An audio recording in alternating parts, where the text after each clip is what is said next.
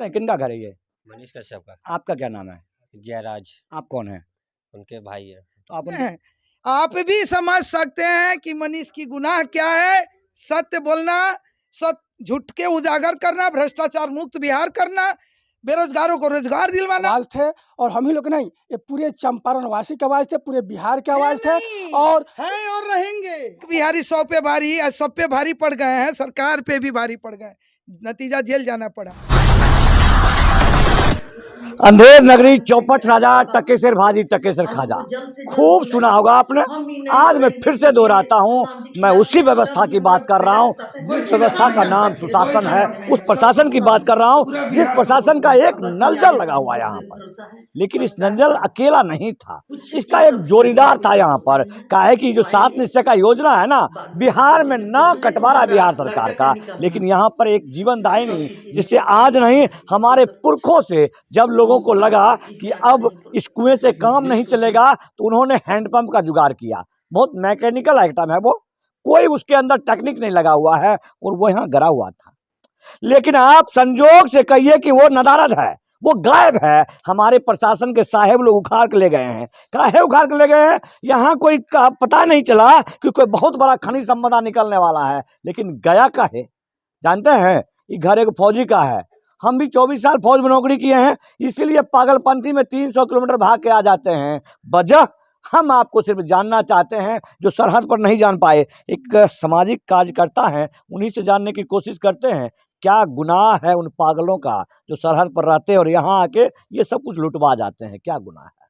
सत्य बोलना और सत्ता के आंखों में आंखें डालकर बातें करना और सत्ता की गलती पे उंगली उठाना, यही उनकी गुनाह थी। हम आपके कोख में पैदा लिए, आपके जमीन पर पैदा हुए। आपने हमें सिखाया कि पाकिस्तान के आंख में आंख डाल बात करो, आप चाइना से आंखें में आंख डालो। तो सरकार क्या चीज है? सरकार भी तो हमारा ही ना साहेब।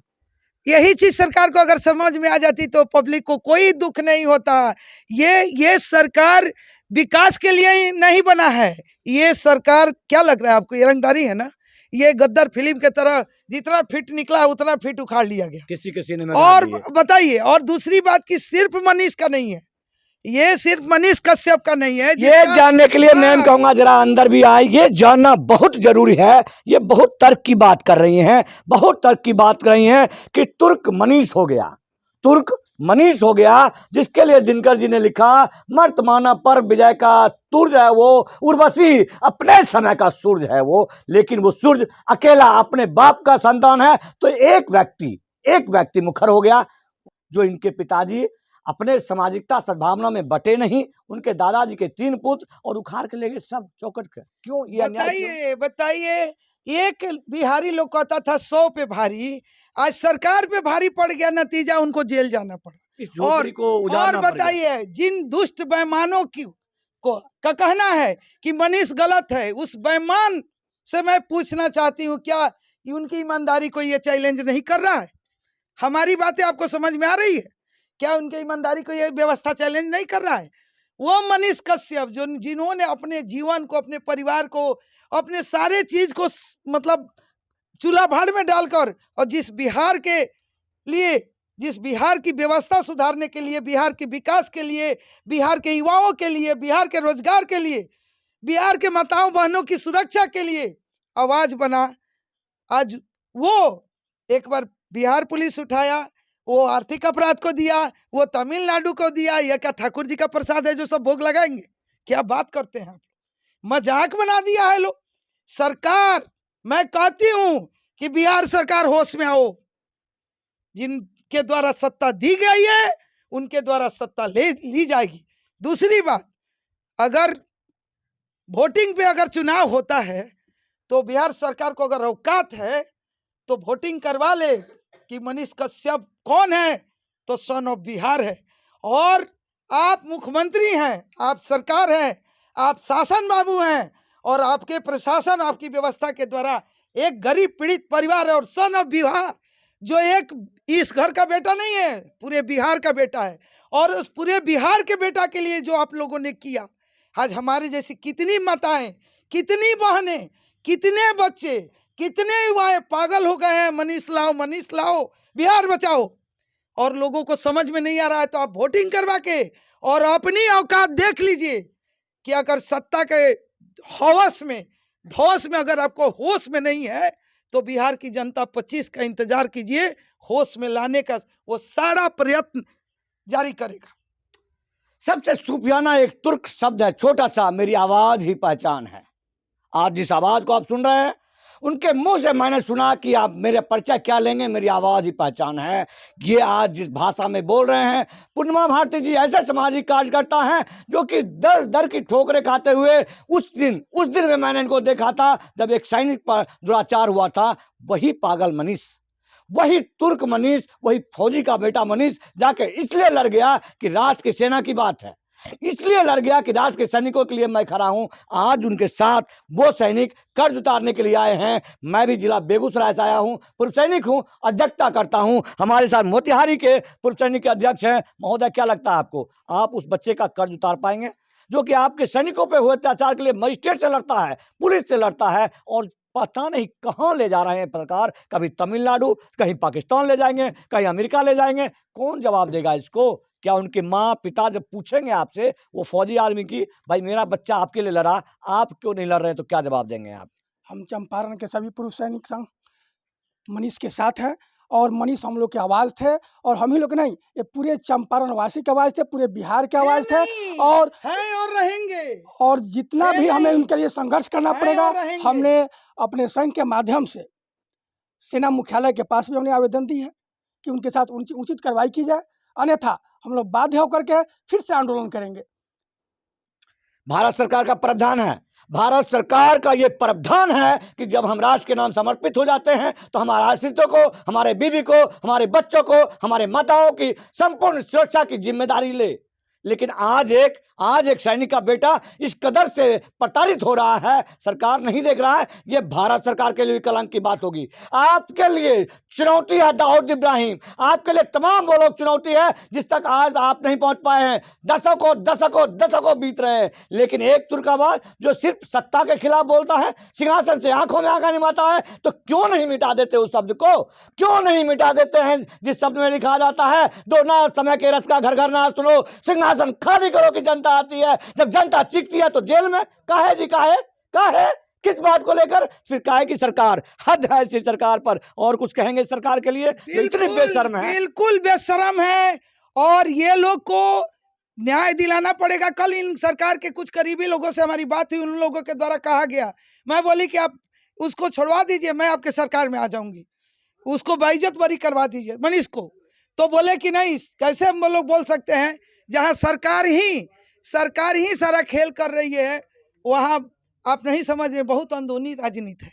तो आप भी समझ सकते हैं, आप भी समझ सकते हैं कि मनीष की गुनाह क्या है। सत्य बोलना, सत्य झूठ के उजागर करना, भ्रष्टाचार मुक्त बिहार करना, बेरोजगारों को रोजगार दिलवाना, यही उनकी गुनाह है। तो पूरी बिहार की जनता मनीष के साथ है और हम लोग फिर से जन आंदोलन शुरू करेंगे। और मैं आपको बता दूं, एक मेरे मनीष भाई जेल में है, एक बिहारी 100 पे भारी, सब पे भारी पड़ गए हैं, सरकार पे भी भारी पड़ गए, नतीजा जेल जाना पड़ा।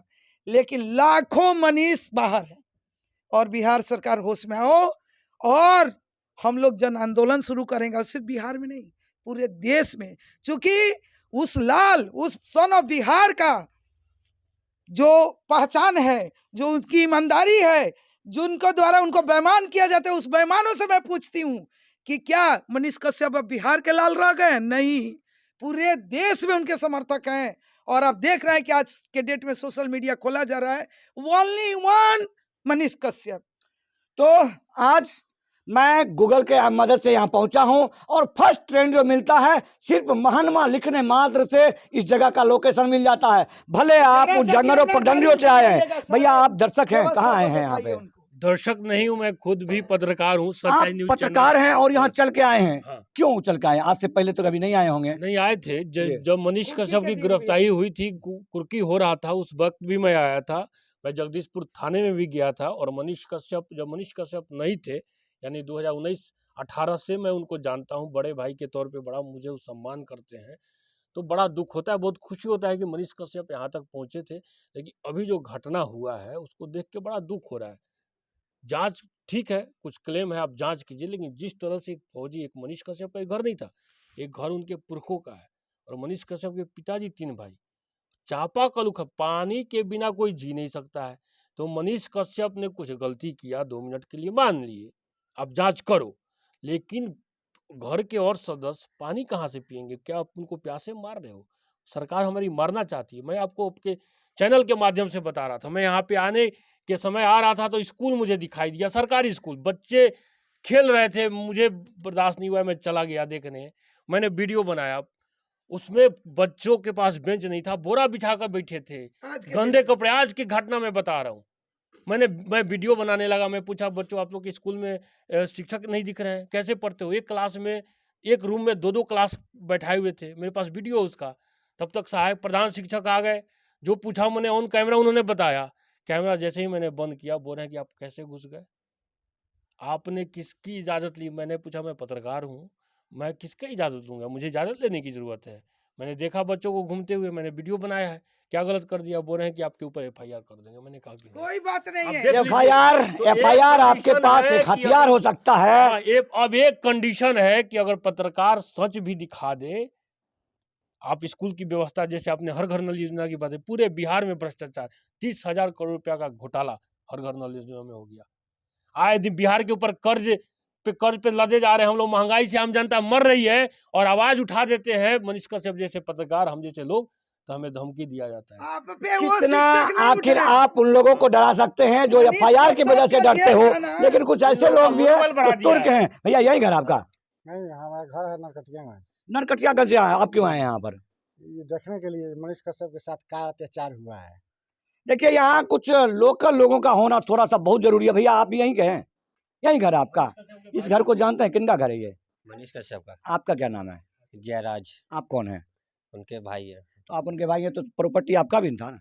हाँ, हमारा भी था, लेकिन क्या पापा गुनाह, आपने क्या गुनाह किया? मनीष तुर्क हो गया, मनीष सरकार के खिलाफ बोलता है, उसने गलती किया, आप लोगों ने क्या किया था? हमने कुछ नहीं किया, हम कुछ नहीं किया, कुछ नहीं। चापाकल उखाड़ ले गए, हाँ, खाना पीना सब कुछ लेके कोई चले कुछ गए, नहीं मांगा। कुछ नहीं। अच्छा यहाँ सुने उस दिन बहुत बड़े बड़े अधिकारी लोग आए थे, बहुत लोग आए थे, बहुत बड़े। डीआईजी तक सब। पहले आपने, आपकी उम्र कितनी हो गई? मैं 24 साल का। 24 साल की उम्र में, उससे पहले कभी देखा था आपने? नहीं नहीं। 24 साल में बिहार में घोटाले तो बहुत देखे होंगे, हाँ, वो क्राइम तो बहुत देखा सुने है। होंगे, लेकिन ऐसा कभी नहीं देखा था। कहीं नहीं ये देखा। फिर भी आपने फौजी लिबास पहन रखा है, वो जज्बा, देश का जज्बा भी बरकरार है। हाँ, वो बकार ये है। बिहार के लोगों के प्रताड़ित करने से कोई फर्क नहीं पड़ेगा, वो कुछ नहीं पड़ेगा, कोई फर्क नहीं पड़ेगा। कुछ नहीं। फौजी है, फौजी ही रहेंगे। हाँ, ये हमारे देश की भावना है। बिहार के लोगों को ये सोचना होगा, उन लोगों को सोचना होगा जो उस समय चीखते हैं, उन लगा एक फूल चढ़ाते हैं जब ये शहादत दिवस पर एक फूल चढ़ाते हैं, या फिर कोई राष्ट्र के नाम शहीद हो जाता है। सिर्फ आपके लिए नौकरी होगा साहब, हमारे लिए तो कर्तव्य है ये, उस सैनिकों के लिए,